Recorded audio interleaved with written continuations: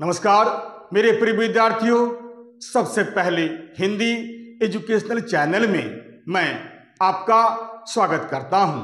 आज मैं आपके समक्ष भीष्म साहनी द्वारा रचित भाग्य रेखा कहानी से संबंधित एक प्रश्न को लेकर आपके समक्ष मैं उपस्थित हुआ हूं। इसे आप जरूर देखने का प्रयास कीजिएगा।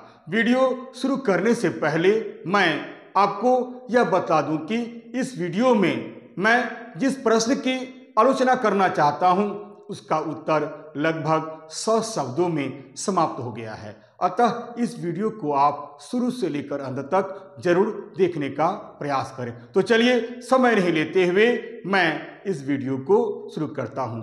जी हाँ, हमारा प्रश्न है, भाग्य रेखा कहानी की मूल संवेदना को स्पष्ट कीजिए।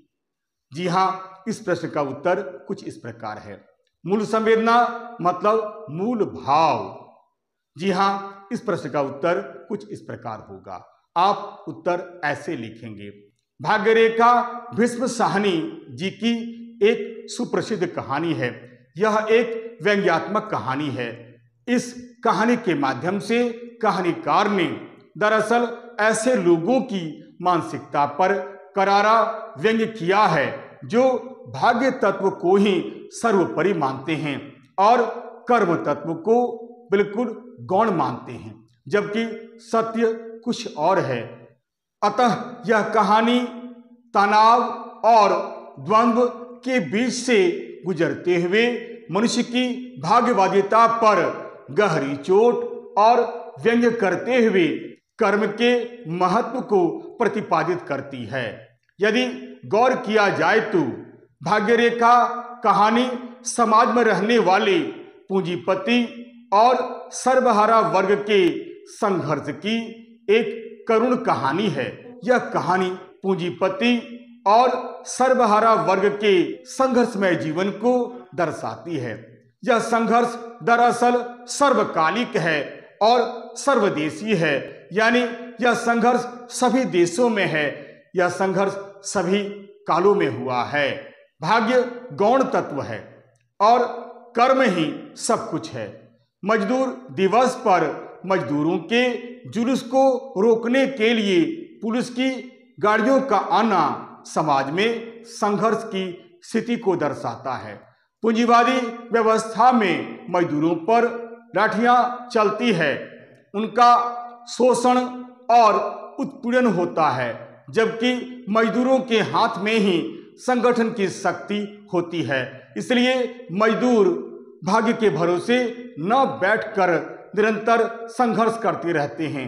उन्हें केवल संघर्ष पर ही भरोसा रहता है, उन्हें केवल अपने कर्म पर ही भरोसा रहता है। मजदूरों को उनका अधिकार दिलाने के लिए कहानीकार ने भाग्य रेखा के व्यंग्य का सहारा लिया है। मजदूर की कटी हुई अंगुलियां भी उसके मन में निराशा, हताशा, क्षोभ और ग्लानि की स्थिति को उत्पन्न नहीं कर पाती है। वह कहता है कि भाग्य रेखा तो समाज में रहने वाले उच्च वर्ग और पूंजीपति वर्ग का खड़ा किया हुआ एक बखेड़ा है। उसका अपना हथियार तो कर्म है। कर्म कर वह सब कुछ प्राप्त कर सकता है। बूढ़े मजदूर की 5 अंगुलियां कटी हुई है, फिर भी वह इस उम्र में काम की तलाश करता है और काम नहीं मिलने के कारण वह दुखी भी रहता है। अतः इस कहानी में लेखक बूढ़ा व्यक्ति और एक ज्योतिषी के माध्यम से भाग्य और कर्म के बीच के द्वंद्व को दिखलाकर कर्म को श्रेष्ठ बतलाया है। यही इस कहानी की मूल संवेदना है।